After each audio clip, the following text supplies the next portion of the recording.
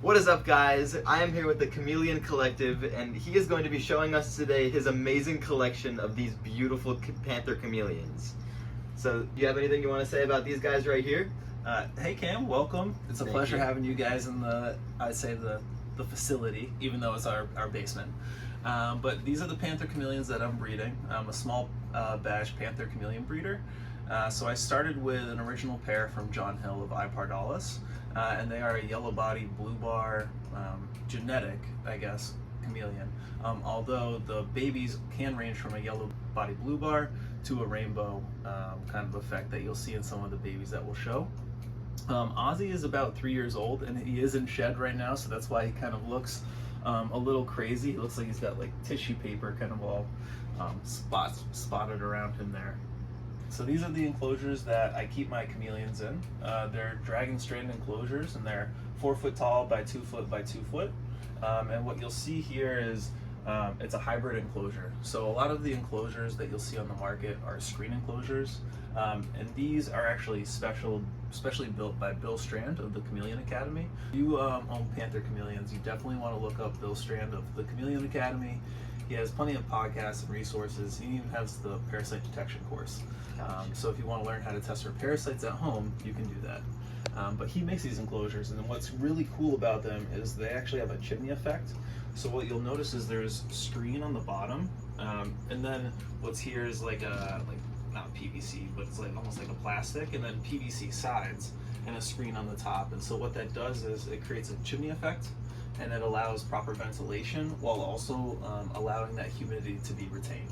So, as some of you guys know, I just got my first pair of panther chameleons just a couple of weeks ago. So it is so cool being here, getting to learn so much more about this species of chameleon and seeing what else I can learn to try to better my care and better care for you guys all around the world. So what kinds of live plants do you have in here? So the different types of plants in here, there's a queen marble pothos that you'll see in the back in this large pot right here. And then here's just kind of like a money tree. I'll say the money trees, they don't do the greatest in these enclosures, large in part because they get nice and tall and the leaves are generally on the top. But in these enclosures, you also want like a really nice full foliage. So what I do is I try to put a pothos in there, and then the money tree is just like really another living branch for the chameleon to climb onto. But what you really want to do when you have chameleons like this is you want to include as much cover as possible, because in nature they really have no ability to get away from their predators other than to camouflage in their surroundings or give like a general warning type of communication like you're seeing right now with Ozzy with that yellow color.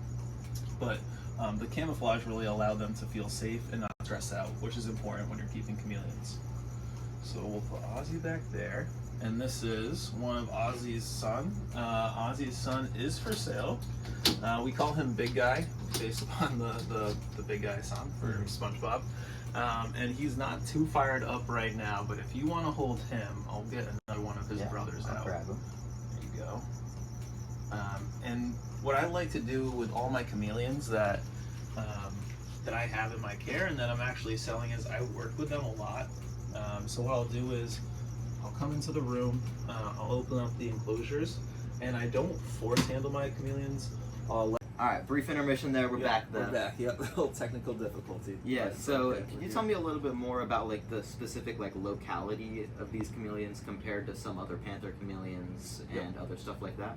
Yeah, so the panther chameleons are by locale, so they come from Madagascar, as you know, and locale just means like the place that they're from on Madagascar. So they're pronounced Ambilobe. I've heard it Ambilobe or Ambilobe is like another way that I've heard it. So you could say it either way. I say Ambilobe, but they're from the Ambilobe region. So they generally have these like rainbow type markings. And like what I was saying before, with the genetics for these types of panther chameleons is they're not binary, like they're polygenetics. So there's so much variation that you have in the genetics. So like the father and the mother could come from lineage that looks like this, but they produce a chameleon that has an entire red face and will have red spotting in the blue bars, or they'll produce a chameleon like this where it has red spotting in the bars, but he's not too fired up right now, but you'll see like the blues on his face, the greens will turn to yellow and the blues will almost turn black. So he's almost like black and yellow. Yeah. And this comes from the same parents, comes from the same genetic pool, but the variation is quite vast. Yeah. Yep. So do you mind if we go take a look at the guy back there, the Savannah monitor? That's more my specialty. All right, awesome. I deal a lot more with those reptiles. Put this guy back in there. And I do try my best to give all of my animals as much space as possible. Yeah. So the juvenile chameleons that are for sale, they are in a slightly smaller enclosure, but space is like at a premium, and it's one of the things that you make the most of the space that you're given with it. Exactly. So, speaking on that topic, this is a 6x4x4 Tamura design enclosure. It was specifically made to these measurements. Dale from Tamura Design is amazing. He does custom enclosures as well as you can pre-buy them on his website. But what is really nice about these is that it's really sturdy. They have dado joints, which means that the walls just kind of line into one another, into these grooves, and so the screws go into the grooves and it provides a really sturdy structure. So there are easily a few hundred pounds of soil, rocks, debris from trees that are in here for freehold, and it holds up really well, nice and sturdy. So this is a Savannah monitor. Her name is Freehold. And so, I mean, you've had these guys, yes, right? Yes, I've had many Savannah monitors. None at this size, though. I have been surrendered many juvenile Savannah monitors, but this one I would say is probably sub-adult at this point. Maybe even reaching, fully grown. Yeah, she's sub-adult. I've had her since a baby. She's, she's pretty chill for a Savannah monitor. I will say, like, I trust her a lot. Again, like when her and I were when I was handling her when she was younger, it was choice based. Yeah. So there was no force handling, which I think is the best way to try to teach any animal, not just reptiles, to kind of trust you. I mean, cats, dogs, birds. I think choice based handling is the way to go when you're trying to get any animal to trust you. I agree. I think there's certain people that are in the camp of like there are times where you have to. And I think the only time that you really have to is in a medical emergency. But outside of that, if you're providing enough space and the resources are adequate, and you're giving the animal time and like the patience and grace that is needed, you will start to bond with them. Yeah. Freehold, there was a point when she was a baby where she never came out of her hide. I would enter the room and she would run away. And that was actually like for a while, even like as you upgrade the enclosures. Trust with these guys kind of like relapses almost. Yeah. Like, yeah. If anything happens, like if you scare them once, all the progress restarts. It does. So when you had your Savannah monitors, were you noticing when you upgraded enclosures or moved enclosures that trust kind of restarted? A little bit. Mine were never super tame, so it was like I never really saw like a restart just because they never were really, tame in the first place. Yeah. So there wasn't much of a restart I could see. Yep. There was one that I had that was a little bit smaller than Freehold there. She was a little bit more tame, but when I got her, she was already that size. Yeah. So I already had her in a big enclosure from the start, so I never really got to see if that's how that worked. Yeah. But she's still doing good in the same enclosure. But she's still not this tame though. She will still hiss at me a little bit here and there. Tail whip at all or? No, not anymore. Nice. She did. Okay, good. Yeah. But not anymore. And not biting you, so that's always nice. Yeah. Those teeth are no joke. Oh yeah. I've been bit by. Got an Asian water monitor for my birthday when I turned 14. Yeah. She was the same size as Freehold actually, and I got her home from the pet store.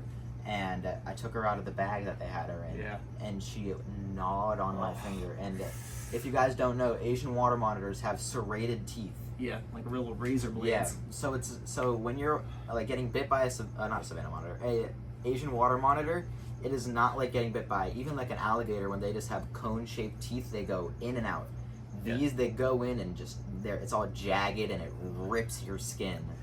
And luckily, it's no joke. Even a small bite. Oh yeah. And luckily she wasn't giant, so it didn't really leave. I don't even think it left a scar. Yeah. But it was bleeding. It was very annoying, just because they told me she was tame. Yep.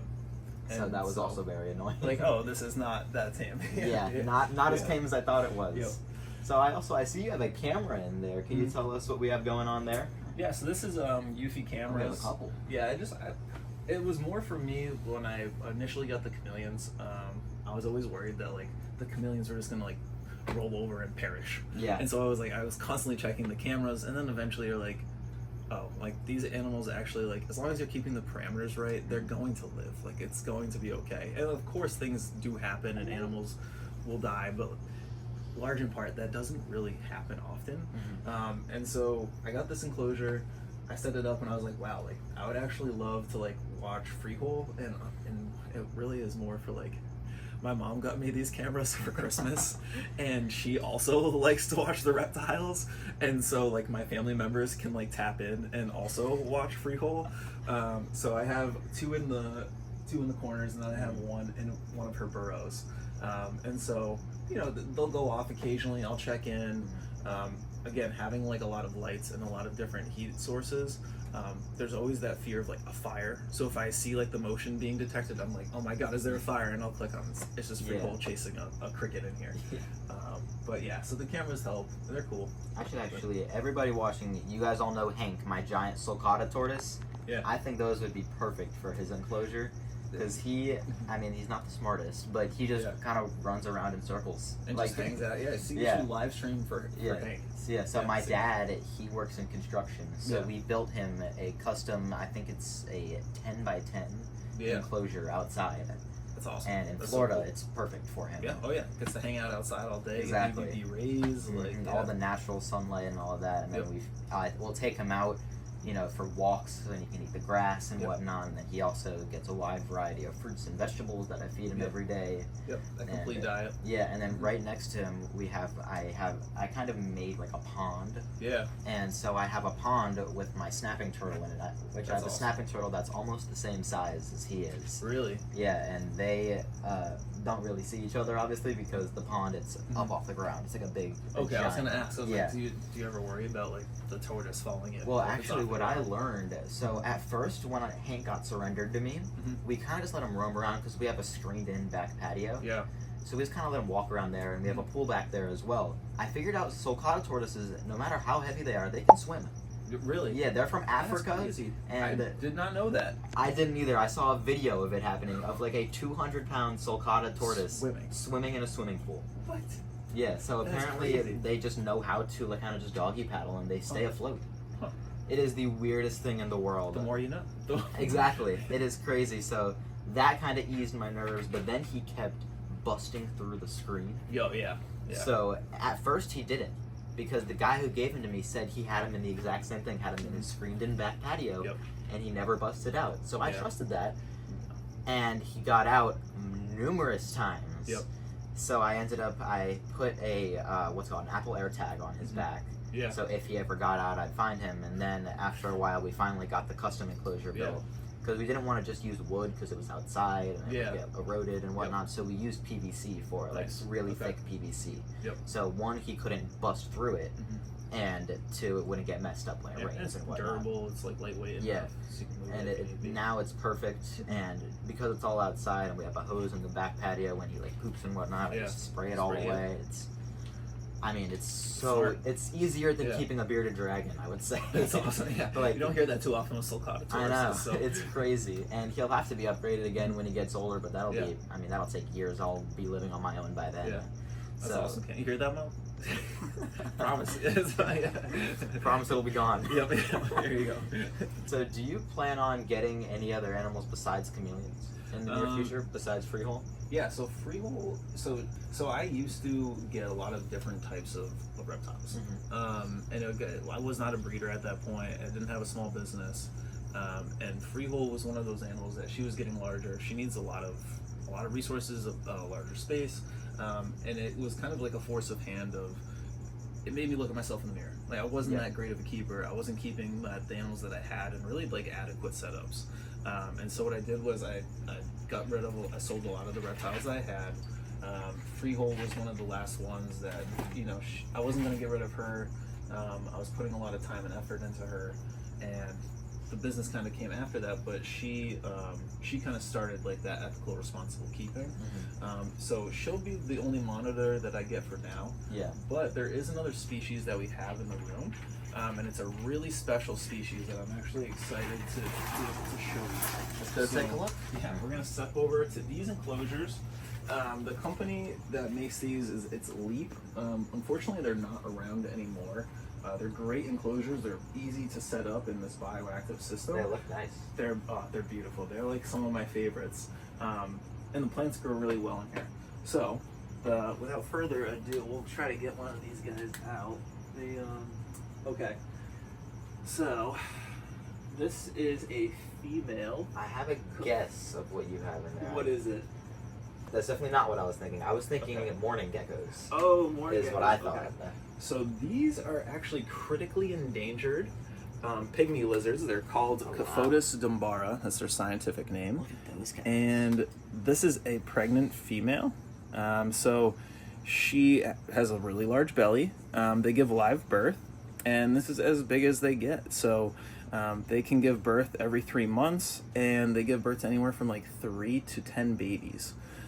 So it's a pretty large litter for like such a small animal. What does their diet consist of? So fruit flies, small crickets, and bean beetles. And as you can see, they're like quite inquisitive. Like they don't run away too fast. Yeah. And they're sexually dimorphic. So like the female is more of like a moss type color. Like she'll blend in with the bark of a tree.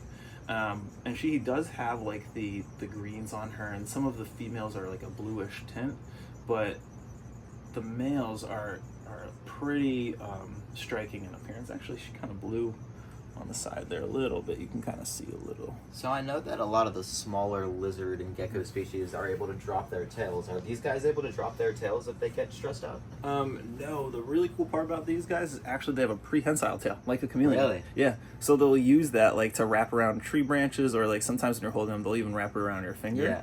Yeah. And the cool part about these guys is that you can keep them together. So I'll show you a couple different setups. But so how many do you have like between these 3 enclosures? So there's 2 pair in each of these. I Okay. keep the male and female together. It's always a pair.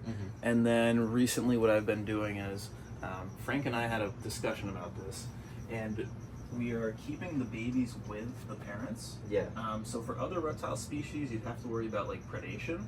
Yeah. But So what like tokay geckos, you keep the babies with the parents as well. yeah, and so like I don't know what bond it is, but we've found that like this is anecdotal right now, but we've found that like the babies actually do better with the parents, and they'll grow at a faster rate. I don't have as many fatalities, so we're still in like the beginning processes of these, but I do have like a family over there in one of the enclosures that I'll be able to show you. So where are they like native to? Sri Lanka, so Sri the Lanka. Pygmy Knuckles Mountain region. Okay. But the problem is they are a CITES 1 species, so the stock that we have, the bar that we have in the United States, that's it. We won't be getting any more in. Their habitat at this point is like pretty well, they're going through deforestation in that region, so their habitat is shrinking rapidly. So what you see in America is kind of what's left. Do you know how many are in America, like approximately? So I was just talking with Frank about this. So he had these 6 of what we believe, for what we know now, is that he had these 6 original lineages. So he has 6 different pairs, and Does he still have all 6? he still has all 6. We do yeah. not know how long these guys live for, and he's been really diligent on making sure that he can, he mixes up the genetics as much as he possibly can with 6 different pairs. But at this point, like if you're getting a Dumbara in America, it's probably coming from some lineage that's tied to Frank, more than likely. Or even tied to you, maybe at this point. Well, at this point, I've sold a decent amount, so you know what, you might. But that's crazy to they're think really about. cool species. And I was trying to see if I could get a. Oh, this is the male. Okay, perfect. So this pair recently had babies, so I'm not worried about any escaping. And he's honestly not even that fired up right now, because these guys fire up like too. the spikes on his head and whatnot. Oh, on his back. these are so cool. Like, and they can come in different colors. So like this guy, I mean, he's a little bit more like jumpy than the female, but the pink on his head. That's so cool though how they It's like let you hold them though. Oh yeah, they're not gonna like run away too much. Like even he's like probably my flightiest Dumbara. Yeah, so automatically in my head, when you took the first one out, like I kind of relate them to like the average like green or brown anole that you'll see all over the place in Florida, or I don't even, it's probably all over the United States. Yep. So it's kind of weird seeing something like little and just kind of that looks skinny and flighty. Yeah. That, you know, kind of seeing it stay on you. Yeah. No, they are pretty. They build the trust with you. Yeah. They will hand feed from you if you work with them long enough. I have not with these guys, but as you see, they're not too scared. Yeah. The patterning on the male is insane. Yeah. No, they're so cool, and they're like the chameleons, where like some males will be more green. This guy has all of that pink on the head, but I have some males that don't have any of that pink. Yeah. Like they just have like more of that green teal type color. And then he also kind of looks like, from like his side profile, his head looks like a Cuban nightingale is kind of what I see. It does, yeah, and like that scalation is like crazy. Like, yeah, that looks like a fish. Yeah, or like even like an alligator or something is sort of what that looks like. Yeah, like a mini alligator almost. So. Or even maybe bearded dragons. I see a little bit of the scale, like on the back. It sort of looks like it could be bearded dragon. Yes. Not the same colors, but no, they sort of the same style. It looks like they are. They're super cool. Like I would highly recommend getting involved with these guys if you're a reptile keeper. Like they're really easy species to keep. You can keep them in a really cool like tropical setup like that. Yeah.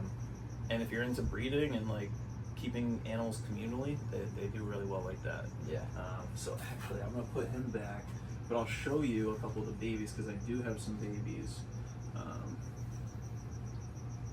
in another enclosure over here. All right. So these, let's see. I'm gonna try to find a baby, but oh yes, okay. So I have 4 in here, and you can come up a little closer with the camera. That back left corner, you see it on the branch, is literally like this tiny little like. Yeah, I can see it. Head there. Here, I can help you. Yeah, right there. Yeah. Look at that. That is so crazy. Yeah. So yeah, that's a baby that was born. Oh, he's got to be only 2 weeks old right now. Wow. But yeah, so they're like, I would say they're kind of like my little hidden gem in this room. Yeah, 100%. I was working with another chameleon species, Trioceras honelli. Are those the Jackson's chameleons? Those are they're related. They're in the Trioceras. I was gonna say I hear that and it sounds like Triceratops, so I think of the horns. So they're helmeted and they have a bulb like on the front of their nose. They're more of a dwarf chameleon. They're like our light blue green body with a bright yellow head and like a small casque. They're really cool. And they stay small. Yeah, 4 to 5 inches. And so they're fairly challenging. I had like a couple pairs. I actually was able to successfully breed a pair. That's good. We got 8 babies. It was awesome. And the project, I moved actually to Frank. So Frank is working with honelli now. So hopefully in the future he'll have actually some honelli babies for sale. So I'll maybe get back into them, but right now, the space is at a premium, and there's only so many enclosures we can fit in here. So, yeah. So is every enclosure in here filled right now? Almost. I'm actually like in a moment of taking a pause with breeding these guys. I've not bred them since the juveniles that I have left. One, I didn't want to overshoot and have so many babies that I didn't enjoy having a business. Yeah. That was really important to me. And then also it's my second year, so I'm still kind of seeing like what's gonna make the money. Yeah.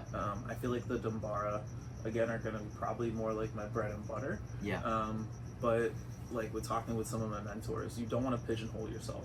So you want to work with a few different species that sell really well. Yeah, I agree with that. Yeah. And even if it's, going back to some of the basic stuff like bearded dragons or leopard geckos. Yes. Like, I mean, there has never been a point since I bought my first leopard gecko that I haven't had a leopard gecko. Yep. Yeah. Right now, I think I have 60 something leopard geckos, and awesome. I haven't bought one in maybe.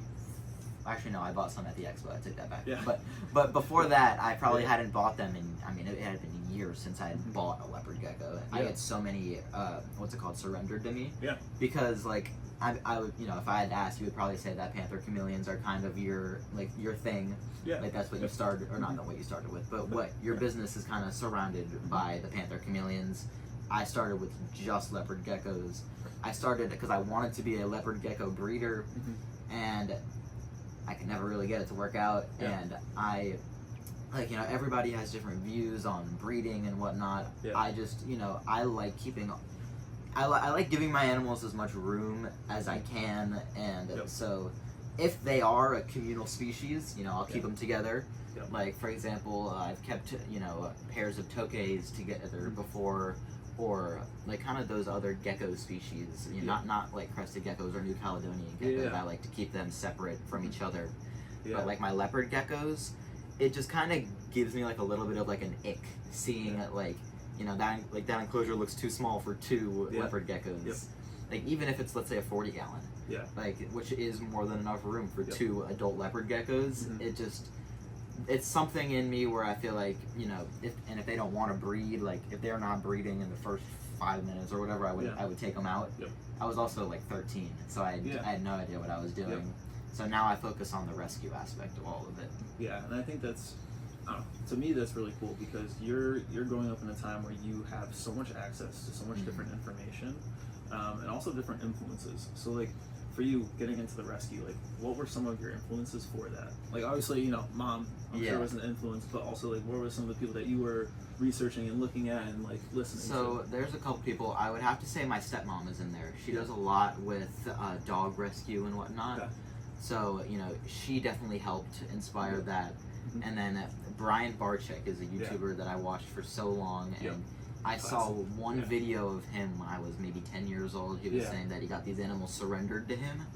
And I was like, okay, he got those surrendered to him, and I was like, he got those for free? Like, I want to get animals for free. That's the first thing that came into my head. Then I did more and more and more research about it, and I was like, okay, well, you know, getting these animals for free means that I get to really give them the life that they have been, you know, wishing for a long time, and, you know, take them from probably not the best situation and put them in, you know, not to like brag on myself, but one of the best situations you could find in my area. Because I have not seen, you know, there are like the people like Stone and Chandler, they all live in my area, but they don't deal with the, you know, they don't go to the little guy. They don't deal with leopard geckos and bearded dragons. They deal with crocodiles and king cobras, which is what I'm going to do eventually. But like I said earlier, I'll never not have a leopard gecko. And I'll never not have a bearded dragon. I think that's so funny. They said it's like the common bond between all reptile keepers and breeders, no matter the age, is how can we get more reptiles? Like, that is the age-old question. Start a business, start a rescue. I've told everyone, even that I've sold reptiles to, they'll be like, oh, this is my first leopard gecko. I'll be like, it won't be your last. It won't be. I always say that. It will not be your last. And then another thing that I've also seen that a lot of reptile keepers have in common is combat sports. David at Tiki's Geckos, MMA fighter. I'm a competitive boxer. You do boxing. I do. Stone does a little bit of MMA as well. He works out a lot. I think Chandler does as well. It's very funny to me, because what I see it as, and this is kind of how it started for me, is, you know, one side of your life is practically the nerdiest thing you can think of, you know, keeping reptiles. And then the other side is like, you know, you're the big guy, like you punch people in the face for fun. Exactly. Going to fight like on a weekday night. I feel like it balances out, like, especially like, at least in my case, like, I'm still in school. Like, I remember when I was, you know, in middle school, it was pretty tough because I was just a reptile keeper. I was like, I have a lizard back at home. But now I'm like, I have a lizard back at home. And I knocked this guy out yesterday as well. So do you want to say anything about that or no? No. That's so since I started boxing, there's so many parallels that like boxing, combat sports have with reptile keeping, and like Phil from Arizona, do you follow like Arizona at all? Yes, I do actually. Okay, so Phil does BJJ. He's like a jiu-jitsu instructor, and so we actually talked a lot about like how there's such I like actually did not know that. Okay, well, so he's BJJ. I'm learning stuff too. We all are tied together at some weird wavelength. It's really weird how like literally every reptile keeper, they all have some common hobby or some common interest. Like a lot of reptile keepers also, you know, play like Pokemon or have Pokemon cards. I've been doing that even before I had reptiles. But it's a lot of very common things, which I think Yeah. is really cool because I've been able to sort of click with every reptile keeper that I've met, that I've volunteered with, Yep. that I've, asked, can I get a job here? Yeah. I've been able to click with them very well because for some reason we all have the same hobbies. No, it's like, I feel like it's that consistency, Yeah. and also the drive to just be better. Yeah. Like, there's no. That's a lot of the stuff with the reptiles and where boxing, where I think they meet the discipline of, Yes. even I would say breeders have this a lot, the discipline of waiting, for eggs to hatch. I mean, I know I don't have the patience for that. No, but you have 175 animals. I couldn't Yeah. imagine, the amount of hours that it takes in a day. Like just the, I don't know, like 20 something reptiles I have in this basement took what, a couple hours today. I was cleaning before you guys came just to make sure everything looked the best it could possibly look. Yeah. It's it's not easy, Mhm. but we do it because we like it in a Exactly. weird way. Yeah. It's, I mean, and I find it fun. Like, even when I am, cleaning up a giant, monitor poop or something, Yep. it's still, you can outweigh the cons with the pros Yes. of, one, the fact that you get to brag about that, like I can brag that I have a giant sulcata tortoise in my backyard to all my friends. So cool. Yeah. You get to brag that you have a monitor lizard and, Yeah. some of the coolest chameleons, like, Thank you. have you ever seen a blue chameleon before? Now you have. There you Like, go, yeah. it's stuff like that. Yep. Where, and even, my mom has said this, I think you would agree as well, reptile keeping is not like a niche thing anymore. No. The market is giant. Mhm. I mean, the reptile expos, my first reptile expo, I went to a Repticon in Baltimore because I used to live here for the Yep. first 8 years of my life. Yep. And so I That went show to there. Yeah, and it was fine. There was, a good amount of people. Mhm. But there's this one that I go to in Florida. They have it a couple times a year, the Scales Expo. Yeah. Yep. I mean, it is packed to the brim in there. And they're not all reptile keepers. They're normal people that are like, it'd be cool to have a pet gecko. Like, Yeah. which is what I think most of the market is nowadays. It's not experienced keepers being like, oh, yes, I want to get my 34th reptile. Yep. It's more people that are just getting into it. Yeah. And at least when they're coming to me, they see that I'm a rescue and they're like, oh, well, I'd rather support that instead of PetSmart or Yeah. whatever. Yeah.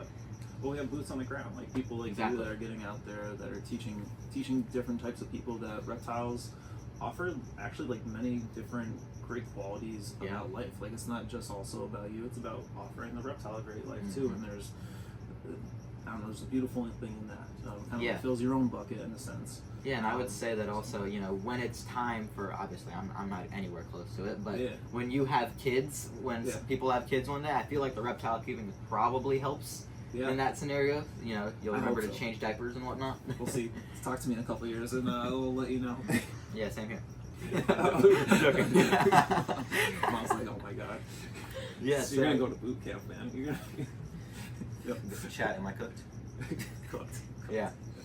Alright, so is there anything else that we should talk about before we end the video? Because I think this video is like 3 hours long already. No, I appreciate you guys stopping by. Shout out to the mutual friends that Yeah. we have, wonderful family. And feel free to shout out all your stuff, because it's going on my channel. Hey, well, follow me. I am the Chameleon Collective, a small batch breeder. I'm also going to plug it right now. I am releasing a...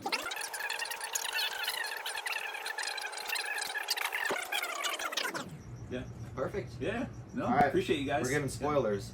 We'll see you guys next time. Peace out.